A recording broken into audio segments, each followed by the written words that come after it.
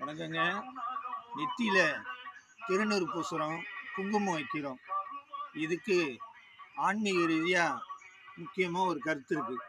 அதாவது சுழுமுனை நாடியும் ஆஞ்சை சக்கரமும் சேர்ந்த இடம்தான் இந்த நெத்தி. அதனால அந்த நெத்தி பகுதியில நம்ம திருநீரும் குங்குமமும் வைக்கிறோம். இது ஆன்மீக கருத்து.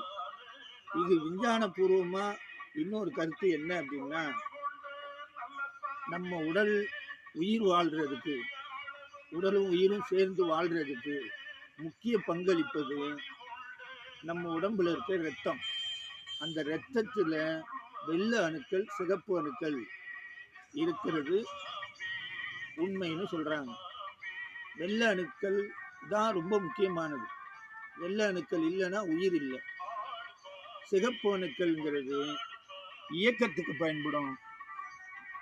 வெள்ளை அணுங்கிறது உயிர் வாழ்வதற்கு முக்கிய பங்களிக்கிறதுனால திருநீரும் குங்குமமும் வைக்கிறோம். கோயில்களில் கூட திருநீரும் குங்குமம் கொடுக்கறது இதனால தானோ அப்படின்னு நான் நினைக்கிறேன். சரியா இருந்தால் ஒரு லைக் போடுங்க. நன்றி, வணக்கம்.